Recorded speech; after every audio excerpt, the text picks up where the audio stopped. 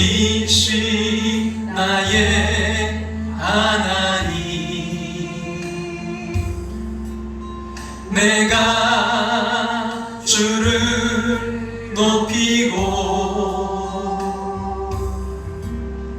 영원히 주의 이름을 송축하리이다.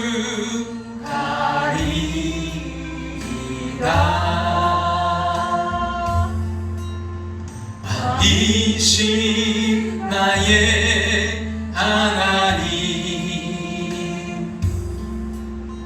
내가 주를 높이고 영원히 주의 이름을 송축하리이다.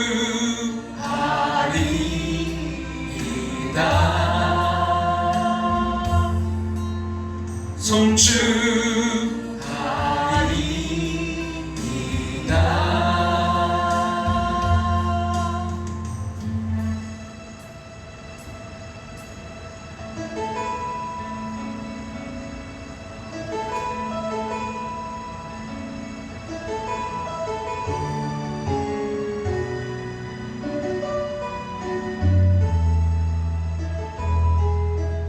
예수 우리 왕이여,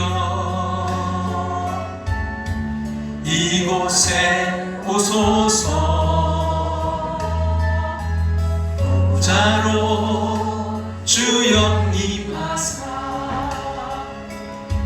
찬양을 받아 주소서. 주님을 찬양하오니 주님을 경배하오니 왕이신 예수여 오셔서 좌정하사 다스리소서. 예수 우리 왕이여, 이곳에 오소서. 보좌로 주여 임하사 찬양을 받아 주소서. 주님을 찬양하오니 주님을 경배하오니 왕이신 예수여 오셔서 좌정하사 다스리소서.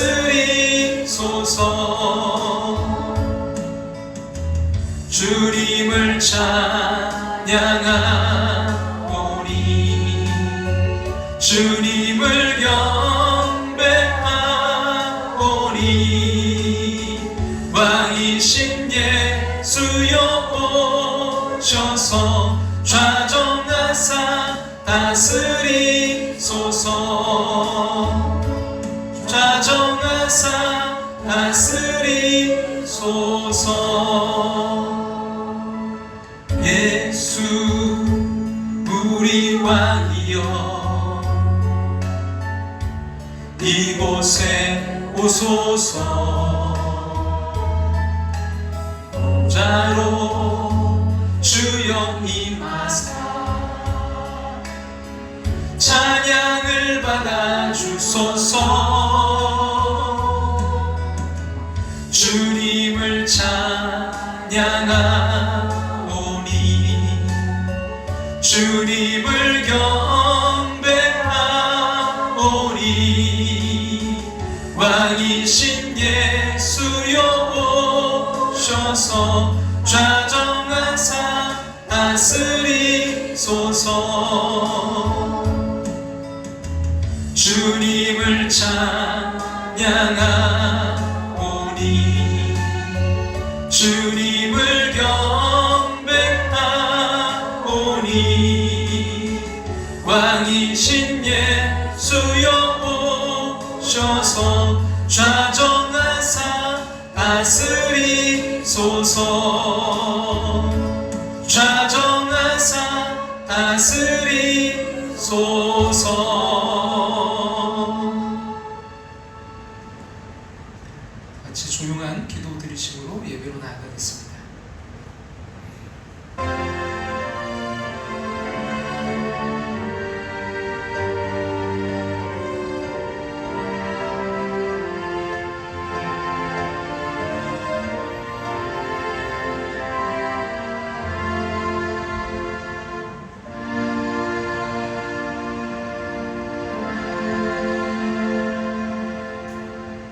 너희가 내 말에 거하면 참으로 너희가 내 제자가 되고 진리를 알지니 진리가 너희를 자유롭게 하리라.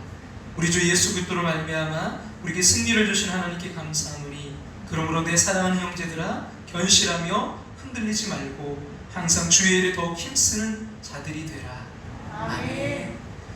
다 같이 자리에 일어나셔서 우리 찬송가 1장 찬송 드리겠습니다.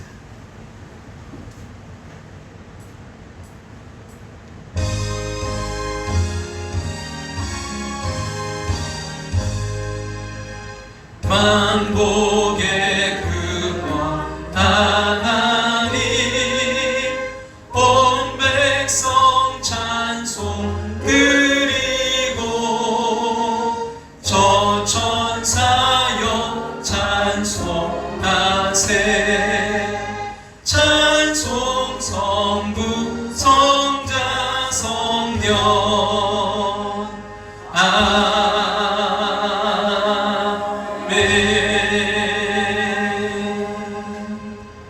다같이 자리에 앉으셔서 하나님 말씀 요한일서 4장 15절 말씀 신약성경 392쪽 요한일서 4장 15절 말씀 한 절인데요. 다같이 한번 다같이 함께 읽겠습니다. 누구든지 예수를 하나님의 아들이라 시인하면 하나님이 그의 안에 거하시고 그도 하나님 안에 거하느니라. 아멘. 오늘도 우리 함께하는 교회 또 예배 자리에 또 시간 또 영상으로 참여하시는 모든 분들 주님의 이름으로 환영하고 축복합니다. 지금 우리가 성경 우리가 통독 지금 함께하고 있는데요. 6월 읽기표 혹시 제출하시지 못하신 분들은 제출해 주시기 바랍니다. 내일부터 13일 수요일까지 제가 제주 이제 목회자 세미나를 섬기러 제주도에 좀 다녀오겠습니다.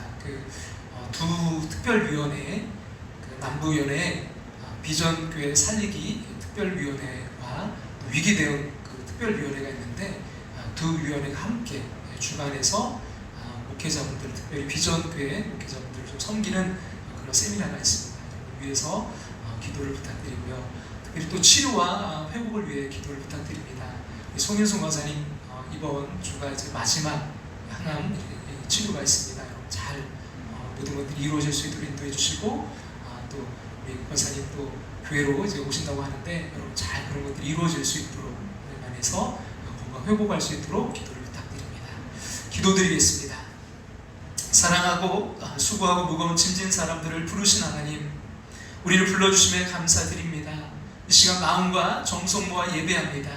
하나님께서 영광 받으시고 우리에게 세상 살기에 넉넉한 영적 힘을 주시옵소서.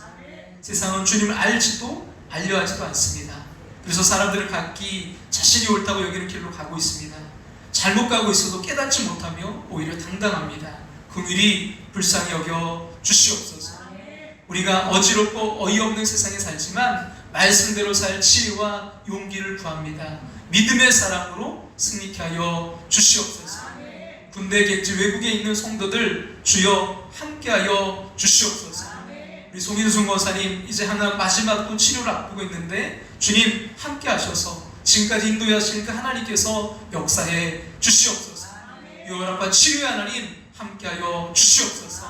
주님 그리하여 회복되고 강건케 하셔서 마음껏 주님을 찬양하며 높여드릴 수 있도록 역사해 주시옵소서. 이 시간 부족한 종이 말씀 전합니다. 불같은 성령으로 붙드셔서 치료와 회복 능력의 시간 되게 하여 주시옵소서. 왕의 왕 되신 예수님의 이름으로 기도합나이다. 아멘.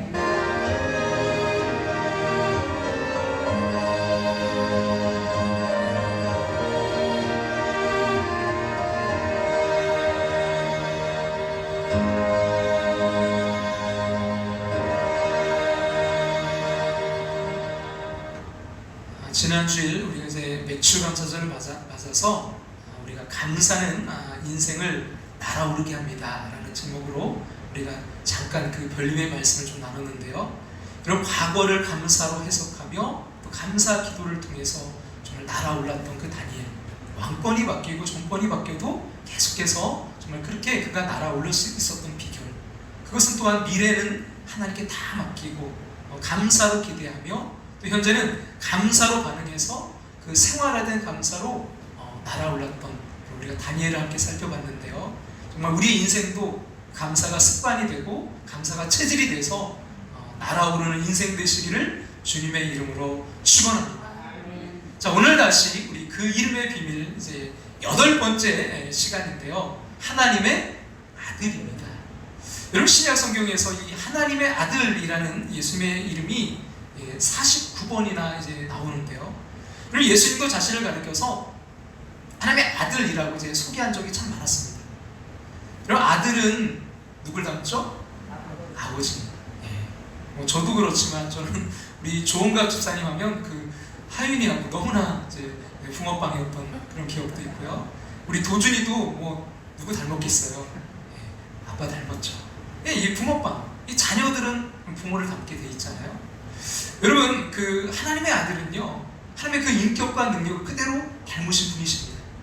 그러므로 여러분, 우리가 예수님을 이제 하나님의 아들이라고 고백할 때, 여러분 제일 중요한 것은요, 예수님이 우리와 차원이 다른 존재이심을 인정하는 거예요.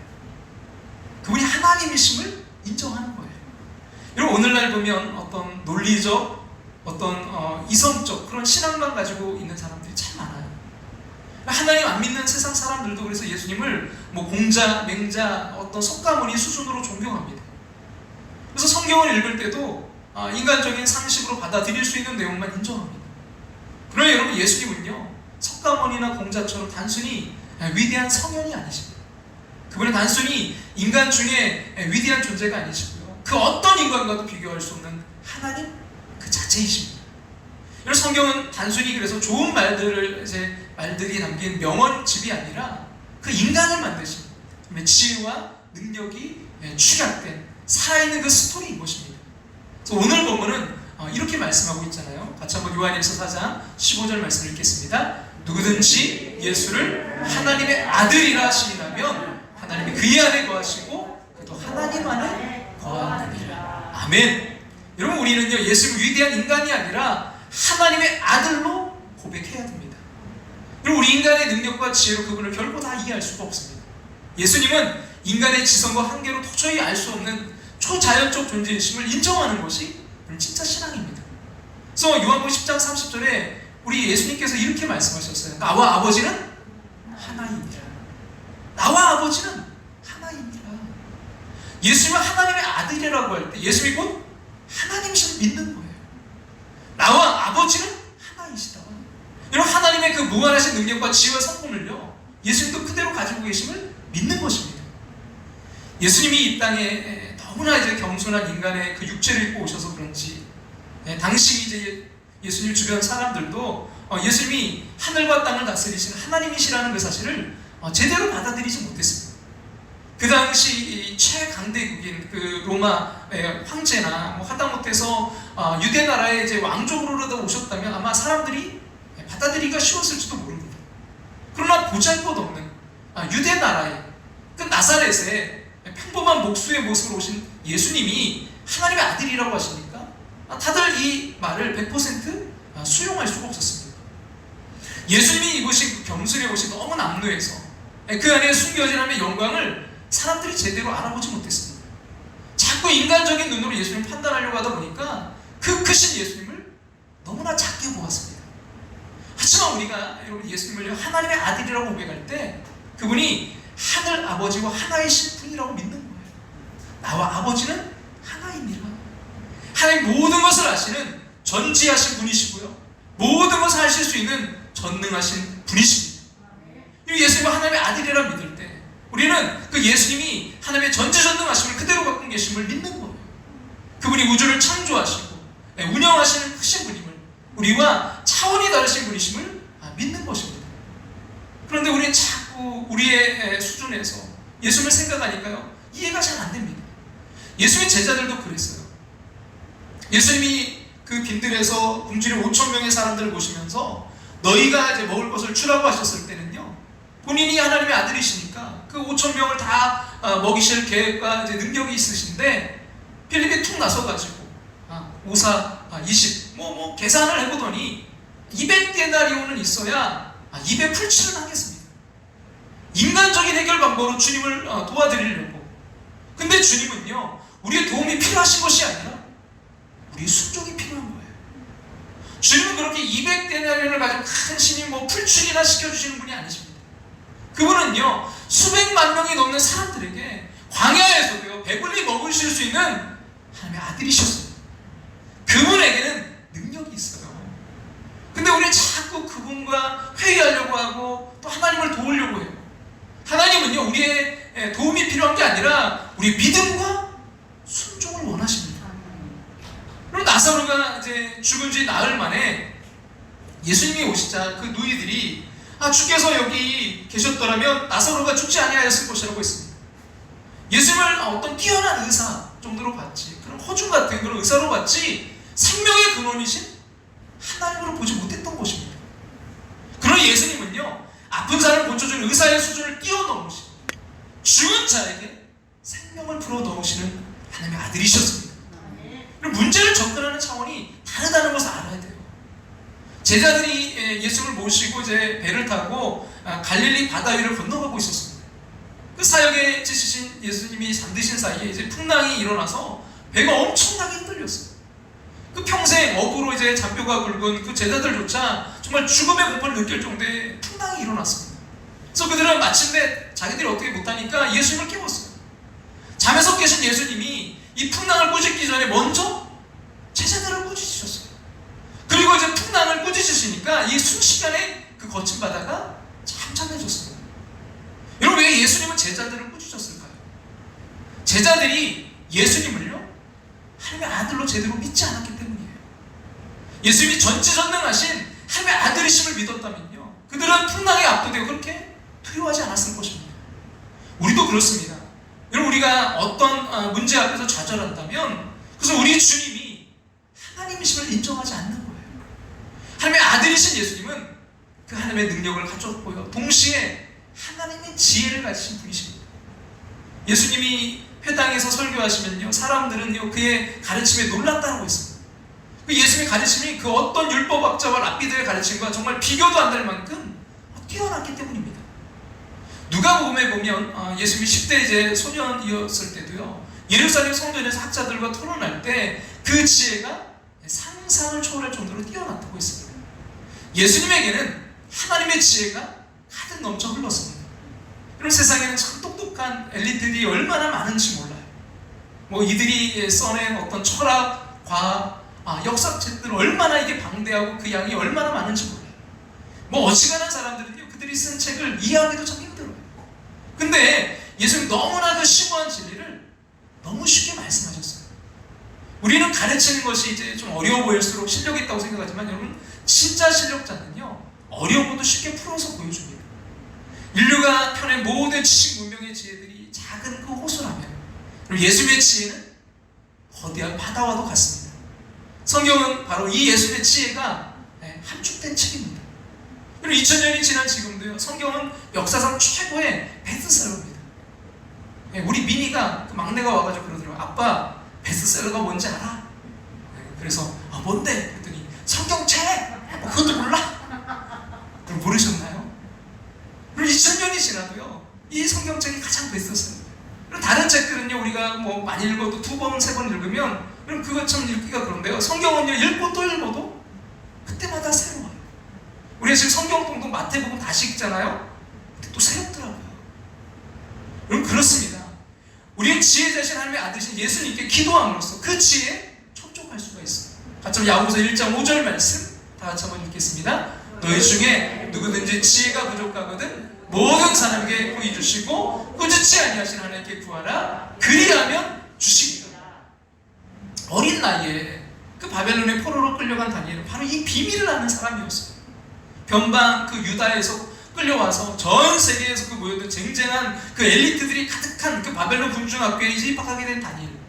그는요, 과외 수업 같은 거 받아보지도 못한 정말 그 보잘것없는 시골 소년이었지만 막상 여러분 실력으로 붙어보니까 이 다니엘의 지혜는요, 경쟁자들도 훨씬 뛰어났습니다. 그 뛰어난 그들 가운데서도 10배나 뛰어났습니다. 여러분, 다니엘은 하루에 3번 간절하게 기도하면서 그 하늘의 지혜를 내려받았기 때문입니다. 그럼 이처럼 예수님은 하나님의 무한하신 능력과 지혜를 소유하신 분이십니다. 한마디로 우리와 차원이 다른 분이세요. 그리고 그것을 인정하는 것이 우리 신앙생활에서 너무나 중요합니다. 여러분 1차원은 이 정과 선의 세계고요. 2차원은 여러분 그냥 평면의 세계예요. 그리고 3차원은요 거기에 높이가 더해져서 입체적인 세계가 3차원입니다. 여러분 2차원의 그 세계의 사람은요 가다가 길이 막히면 옆으로 돌아가거나 뭐 뒤로 후진할 생각만 하지 그 위를 날아갈 생각을 절대 하지 못해요. 여러분 그것은 3차원의 사람에게만 가능한 생각이기 때문이에요. 여러분 자동차가 아무리 빨리 달려도요 여러분 비행기와는 게임이 안 되잖아요. 지금 그 탑건 2인가요? 그 영화가 지금 개봉 중인데요. 여러분 그 영화 가운데 보면 이 탑건이 비행기를 타는데 마 10까지 나가요. 놀라지도 않네요.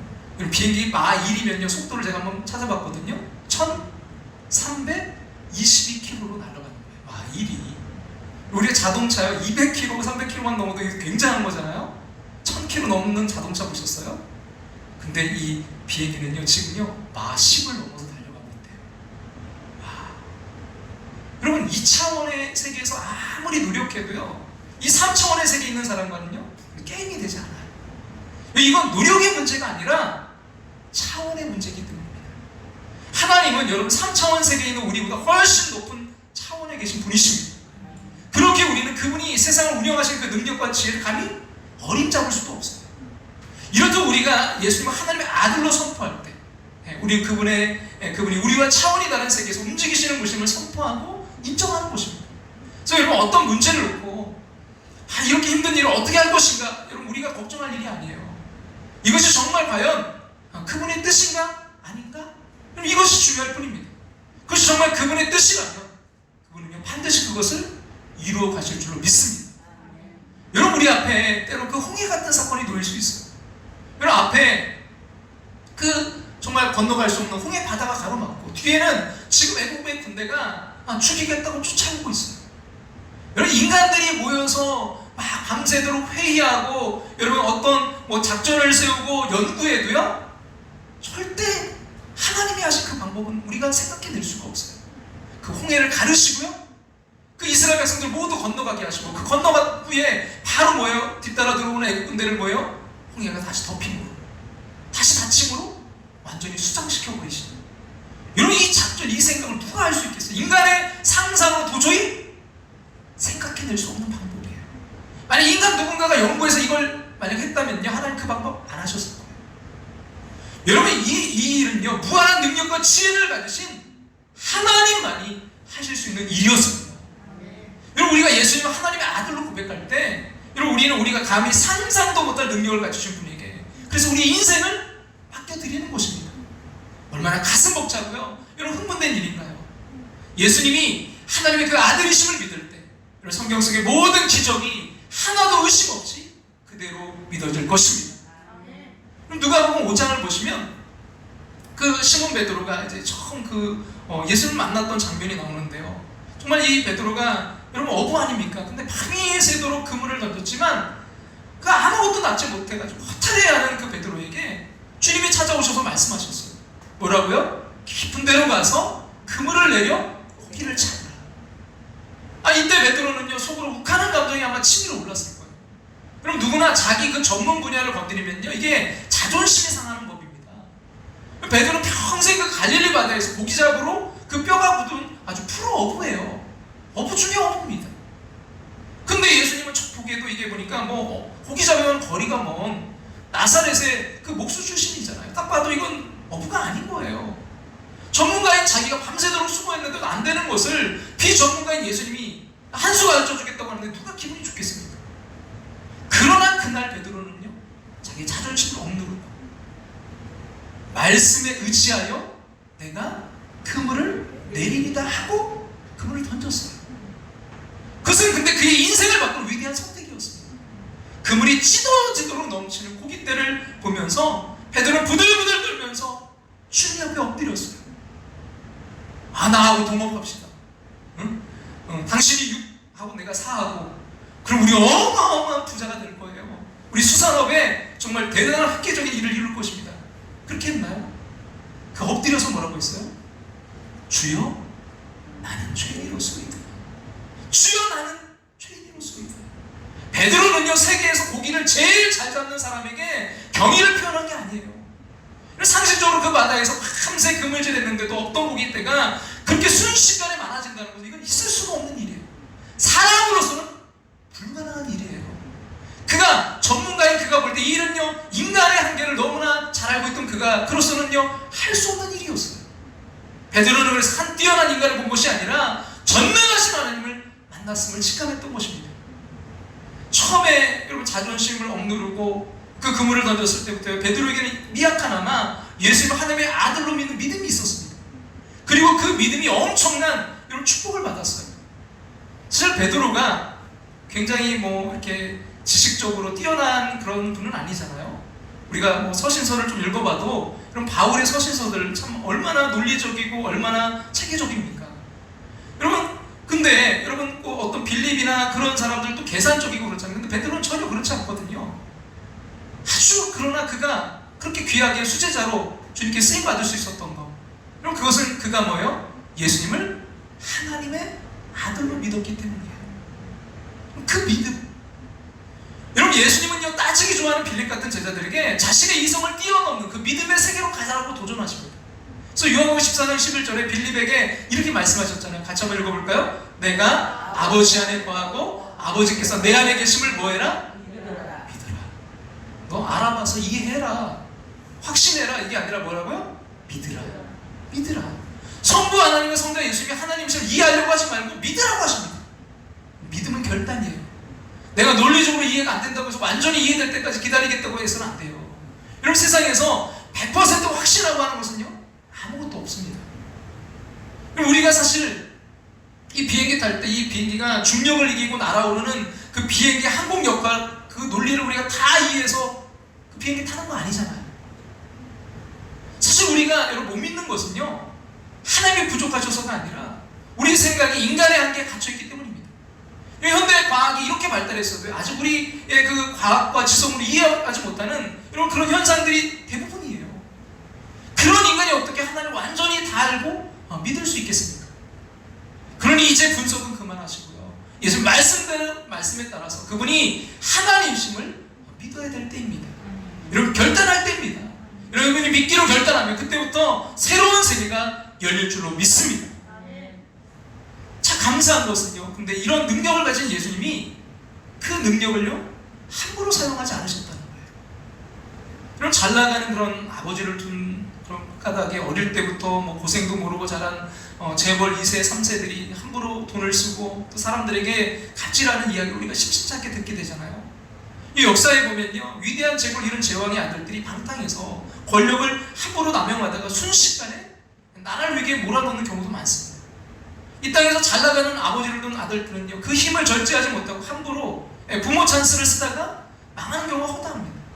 그러나 하늘과 땅의 모든 권세를 가진 하나님의 아들은요 전혀 다르셨어요.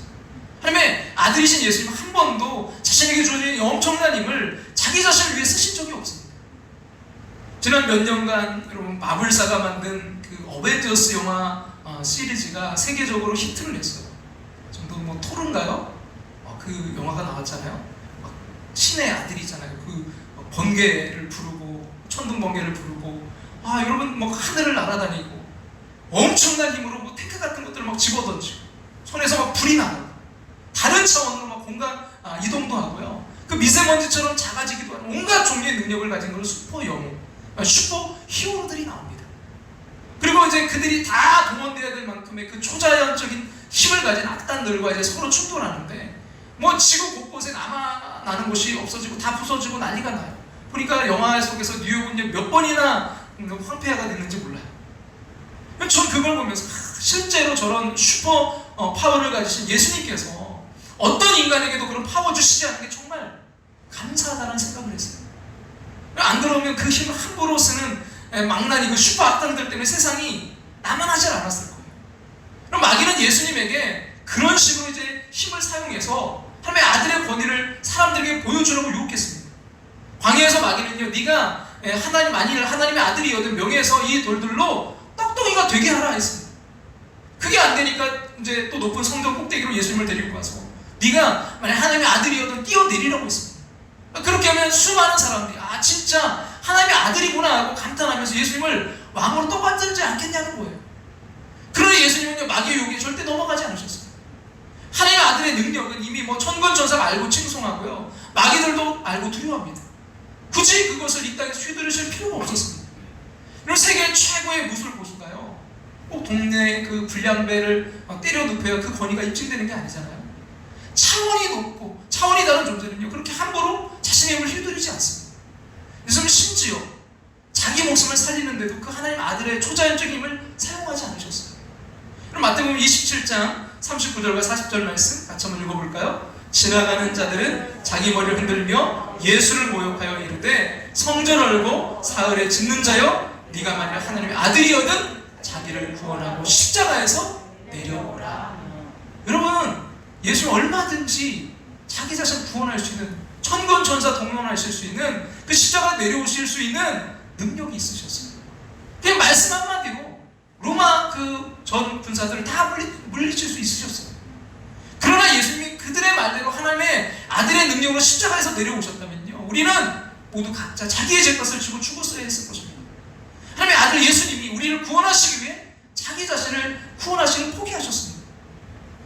그럼 우리는요, 조금만 어떤 힘이 있어도요, 그 힘을 과시하고 사용하고 싶어요. 근데 예수님은요, 절대 능력이 있는데 그것을 쓰시지 않으셨어요. 모욕과 조롱 가운데서 자신의 목숨을 잃는 그 순간까지도. 잠깐 말씀드렸듯이 이 세상에는요, 쥐꼬리 많은 그 힘을 가진 아버지를 믿고 함부로 힘을 휘두르는 사람들이 많습니다. 그러나 예수님은 그렇지 않으셨어요. 예수님은요, 자신에게 주어진 그 초자연적인 힘을 한 번도 자신을 위해 사용하지 않으시고 절제하셨습니다. 그것은 예수님이 하늘 아버지에게 순종하신 그 선하신 아들이었기 때문입니다. 히브리서 5장 8절과 9절 이렇게 말씀하는데요, 같이 한번 볼까요? 그가 아들이면서도 받으신 고난으로 순종함을 배워서 온전하게 되셨은즉 자기에게 순종하는 모든 자에게 영원한 구원의 근원이 되시고, 그가 아들이면서도 받으신 그 고난으로 뭐예요? 순종함을 배워서. 절대 권력을 가지고 태어나신 그분은요, 자신의 힘을 한 번도 이기적으로 쓰시지 않으시고 온전히 순종하셨습니다.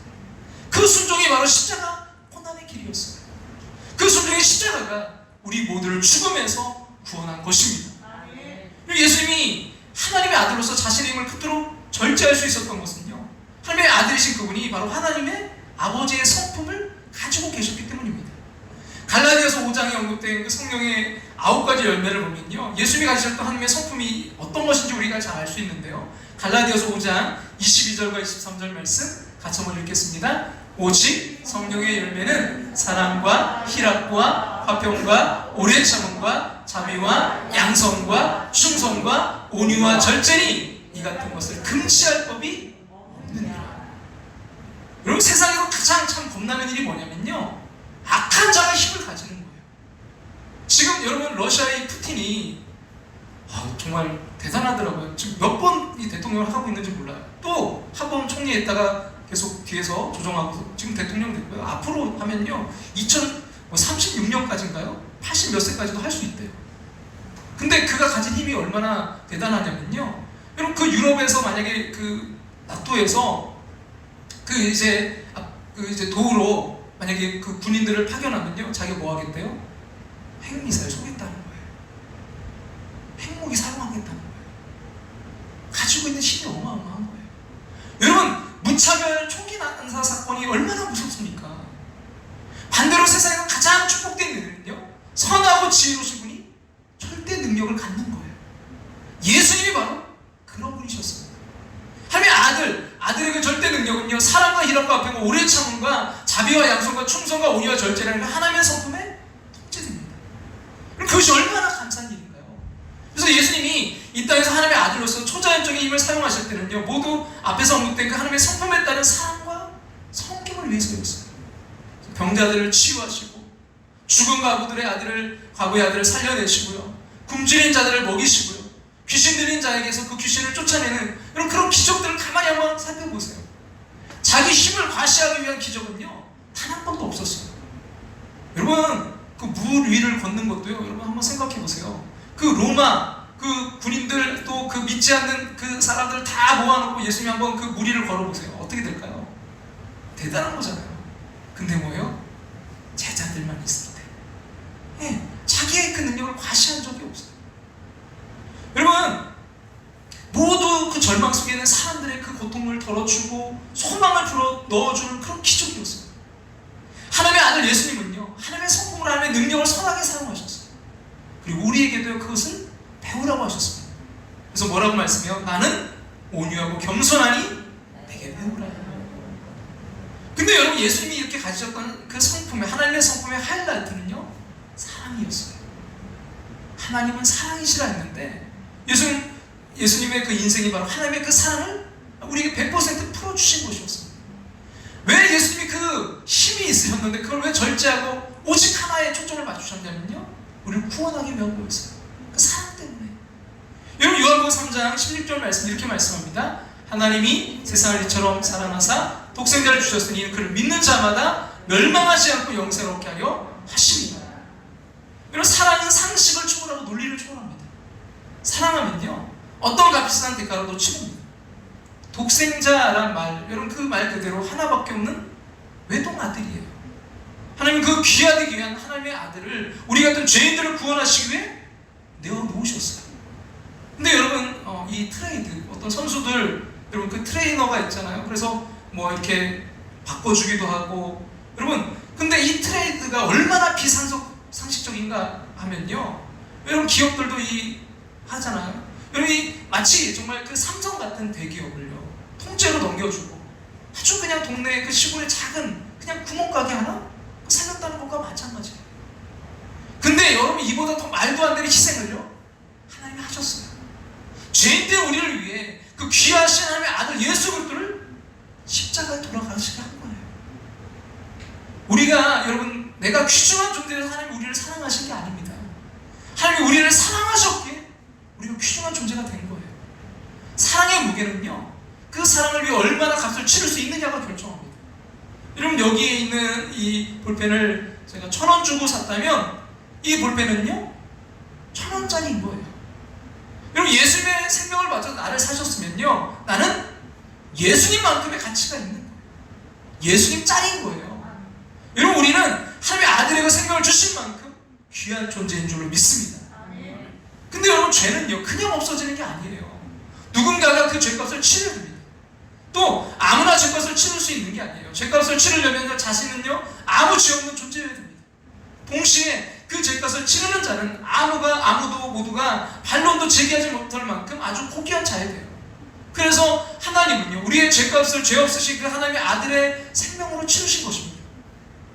그러나 그 우리의 죄를 씻기 위해서 아들의 생명을 내어놓으신 그 하나님의 사랑이 얼마나 엄청난 것인가요? 이렇게 우리를 죄에서 이제 구원하러 오신 예수님은요, 또한 어둠의 권세를 멸망시키러 오신 하나님의 아들이십니다. 예수님이 가시는 곳곳마다 귀신 들린 자들이 비명을 지르면서 꾸꾸라졌고요, 그 안에 귀신들이 외쳤어요. 하나님의 아들이요, 우리가 당신과 무슨 상관이 있나이까. 여러분, 귀신들도 예수님의 영적 권세를요 누구보다 먼저 알아보고요 공포에 떨었습니다. 여기 요한 1서 3장 8절은 그래서 이렇게 말씀했는데요, 같이 한번 읽어볼까요? 죄를 짓는 자는 마귀에게 속하나니 마귀는 처음부터 범죄함이라 하나님의 아들이 나타나신 것은 마귀의 일을 멸하려 하려 하십니다. 하나님의 아들이 나타나신 것, 하나님의 아들이 나타나신 것 뭐 하려고 나타나셨대요? 마귀의 일을 멸하려 하십니다. 하나님께 반역해서 쫓겨난 이 사탄이 잠시 이 세상의 권세를 맡아가지고 있었습니다. 그 가짜 마음입니다. 지지난주에 나눴던, 여러분, 그분은요 정말 하나님의 아들이신 예수님, 진짜 왕이신, 왕 중의 왕이신 그분께서 육체를 입고 이 땅에 오시면서 그 마귀의 권세에 선전포고 하신 거예요. 이제 예수님은 마귀의 힘에 눌려 세상의 노예로 살아가는 우리에게 자유를 주고자 합니다.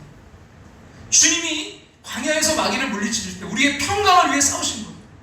주님이 우리 죄를 위해 십자가에 달려 돌아가셨을 때 그분은요 우리의 구원을 위해 싸우셨습니다.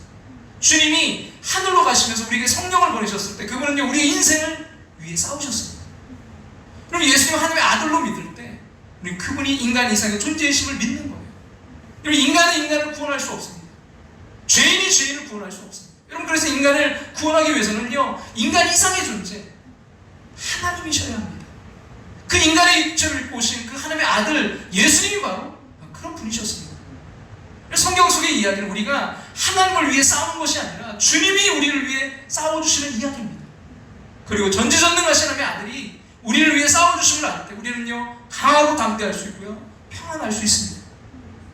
이제는 이 하나님의 아들을 통해서 우리가 그 아버지 하나님께로 나아갈 수 있습니다.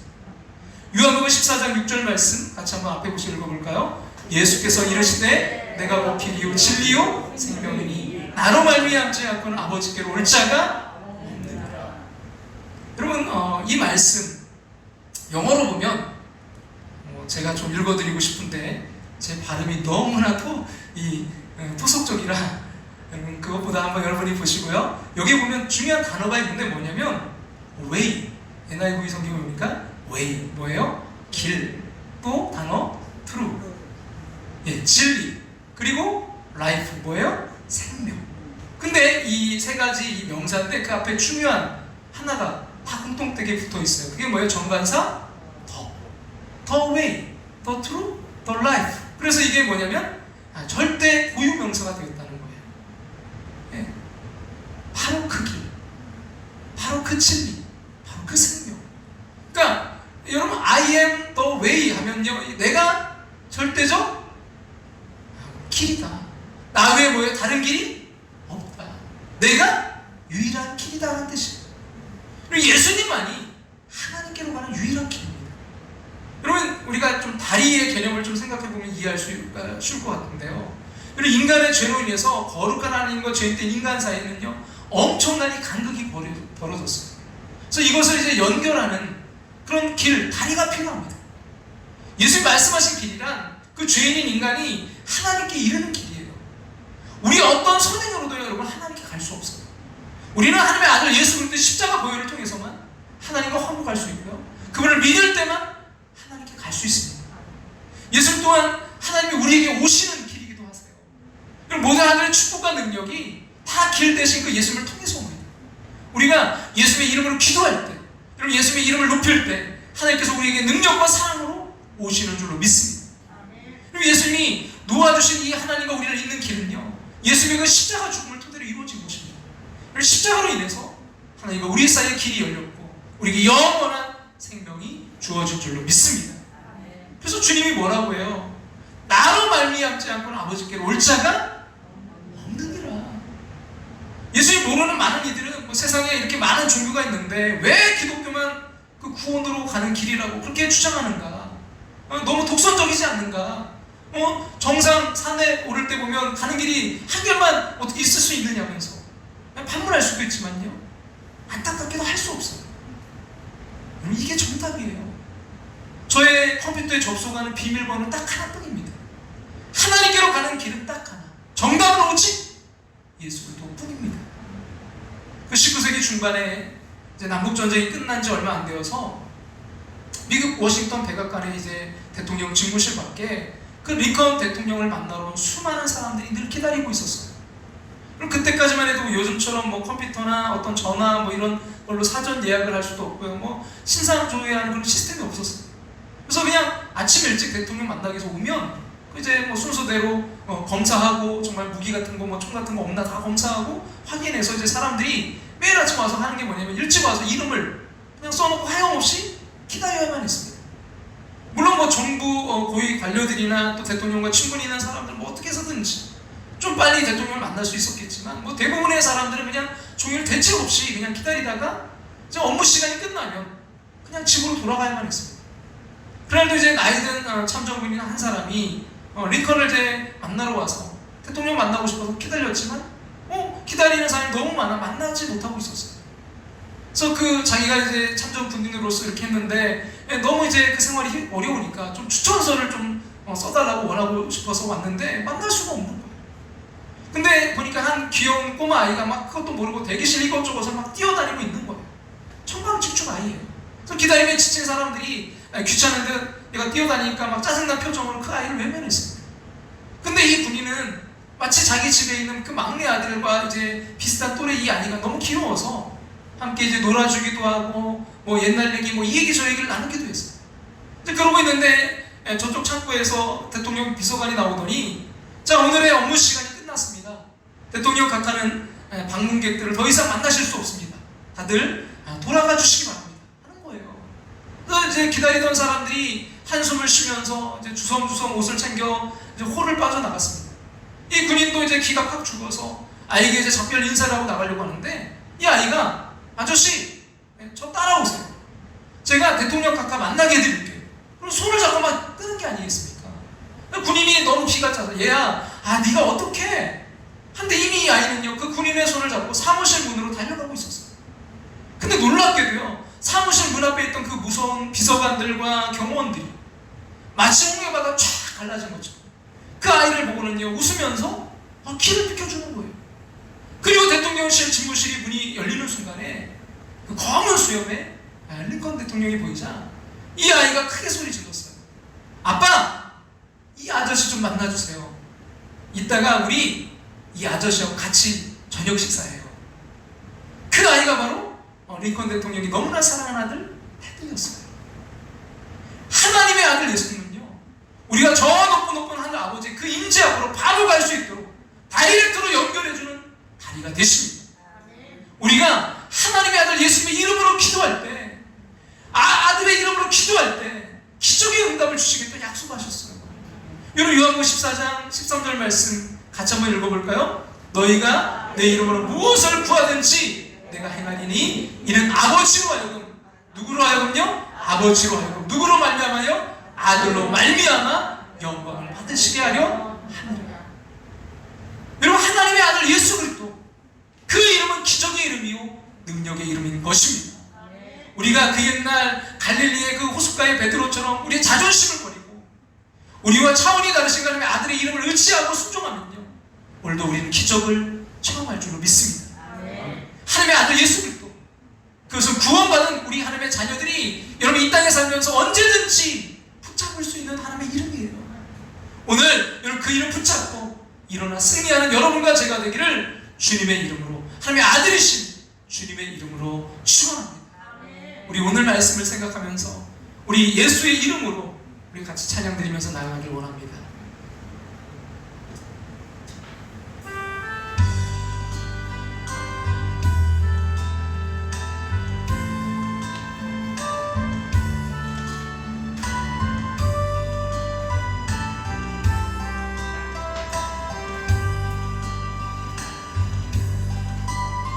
예수의 이름으로 나는 일어서리라.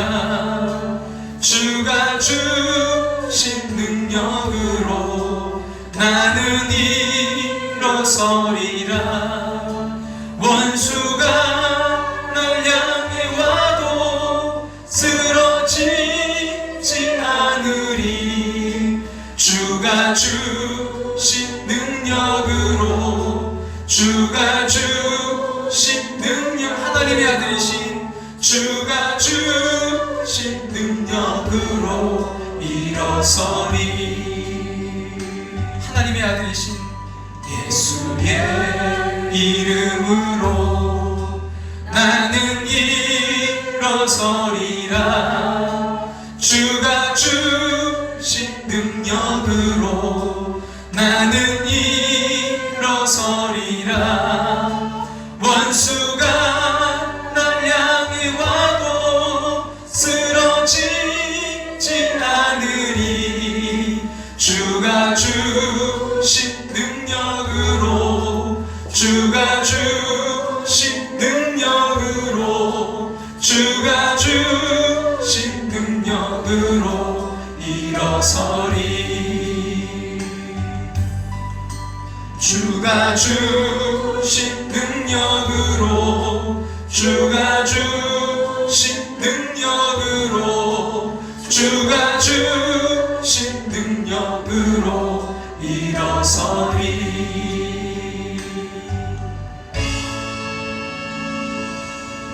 전능하신 나의 주 하나님은 능치 못하실 일 전혀 없네. 우리의 모든 간구도, 우리의 모든 생각도, 우리의 모든 꿈과 모든 소망도 진실한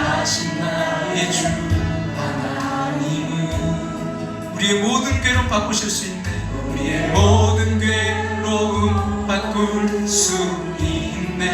불가능한 일 행하시고 불가능한 일 행하 죽은 자를 일으키시니 그를 이길 자 아무도 없네.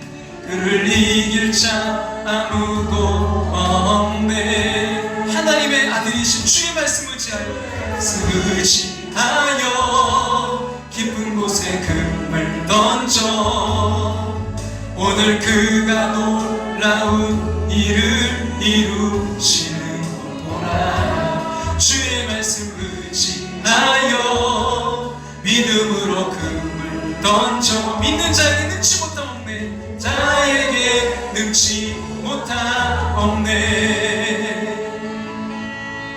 전능하신 나의 주 하나님은 믿습니까?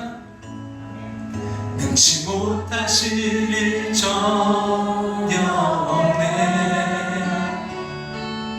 우리의 모든 갈구도 우리의 모든 생각도 우리의 모든 꿈과 모든 소망도 신실하신 나의 주 하나님은 신실하신 나의 주 하나님은 우리의 모든 괴로움 바꿀 수 있네. 불가능한 일 행하시고 죽은 자를 일으키시니 그를 이길 자 아무도 없네. 이 시간 우리 함께 기도하며 나아가기를 원합니다. 오늘 우리와 차원이 다른 여러분 하나님의 그 아들이신 예수님의 이름으로 나아갈 때 우리는 승리할 줄로 믿습니다. 그리고 하나님의 아들이신 예수님의 그 이름 붙들고 나아가 나의 한계를 뛰어넘게 하여 주시옵소서. 우리 가정의 한계를 뛰어넘게 하여 주시옵소서. 우리 교회 한계를 뛰어넘게 하여 주시옵소서. 우리 오늘 이 믿음 달라고 간절한 믿음으로 우리 간절한 마음을 하나님께 함께 기도하며 나아갑니다. 주여 아버지 하나님 인도하시는 역사하시는 하나님 우리의 한계에 갇혀서 하나님 나의 생각 나의 아버지 그 판단으로 결정하며 그것으로 두려워하고 그것으로 하나님 나아가지 못하는 우리를 바라보게 됩니다. 주여 그저 아버지는 정말 하나의 좋으신 분으로만 생각하고 아버지 그분을 우리 인간적인 차원 내가 가진 아버지 그 차원적으로만 바라볼 때가 많습니다. 주여 아버지는 주님의 아버지 그 주님의 차원을 바라보게 하시고 하나님의 아들이심을 아버지 그 믿음을 갖게 도와주시옵소서. 하나님의 능력을 갖고 계심을 주님 죽은 자를 살리시고 아버지는 정말 주님 우리가 아버지 하나님 말씀을 지하여 깊은 곳에 금을 던질 때 하나님의 그 능력이 나타날 줄로 믿사오니 하나님 우리가 순종하며 아버지 그 믿음으로 결단하며 나아갈 수 있도록 주님 인도하시는 역사해 주시옵소서. 하나님 아버지의 분들을 주시고 주님 인도하셔서 우리가 이 믿음이 아버지 이 상처원적인 믿음이 더해지는 삶이 될 수 있도록 주님 인도하시는 역사하셔서 주님 나의 환경에 갇히지 않게 도와주시옵소서. 지금 나의 아버지는 정말 그 현실에 아버지 그 문제에 갇혀있지 않게 도와주시옵소서. 주님 우리가 기도하며 나아갈 때 주님 말씀을 지하여 금을 던지며 나아갈 때 하나님 아버지 그 한계를 뛰어넘는 하나님의 그 역사를 우리도 경험하며 누릴 줄로 믿사오니 주님 도와주시는 역사하셔서 믿음으로 주님 말씀을 지하여 금을 던질 수 있도록 주님 인도하시는 역사하시고 함께 해주시옵소서. 주님 인도하여 주시옵소서. 주의 말씀을 지하여 깊은 곳에 금을 던져 오늘 그가 놀라운 일을 이루시는구나. 주의 말씀을 지하여 믿음으로 금을 던져 믿는 자에게 능치 못함 없네. 자에게 능치 못함 없네. 전능하신 나의 주 하나님 전능하신 나의 주 하나님은 능치 못하실 일 전혀 없네. 우리의 모든 간구도 우리의 모든 생각도 우리의 모든 꿈과 소망도 신실하신 나의 주 하나님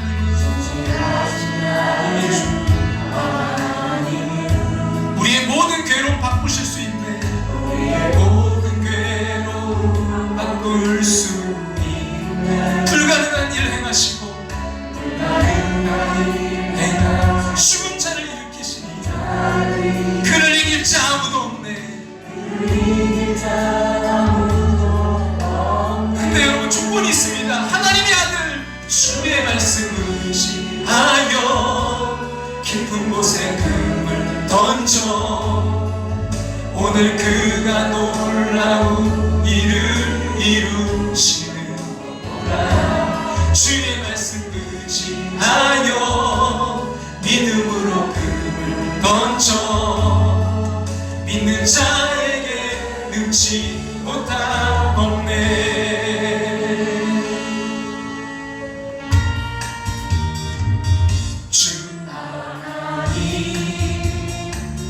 독생자 예수 날 위하여 오시었네. 내 모든 죄 용서하시고 죽음에서 부활하신 나의 구세주 하나님의 아들이신 그분은 살아계신 주 나의 참된 소망 나의 참된 소망 걱정 근심 전혀 없네. 사랑의 주 내 갈 길 인도하니 내 모든 삶의 기쁨 늘 충만하네. 주 거듭난 생명 도우시는 주의 사랑 참 기쁨과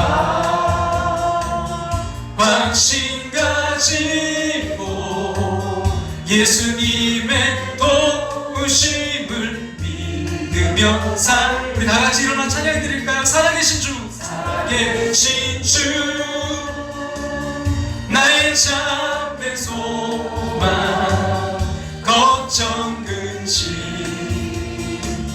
전혀 없네. 사랑의 주 내 갈 길 인도하니 내 모든 삶의 기쁨 늘 충만하네. 그 언젠가 주 뵐 때까지 주를 위해 싸우리라. 승리의 길 멀고 험해도 주님께서 나의 앞길 지켜주시리. 살아계신 주 살아계신 주 나의 참된 소망 나의 참된 소망 걱정 근심 전혀 없네. 사랑의 주 내 갈 길 인도하니 내 모든 삶의 기쁨 늘 충만하네.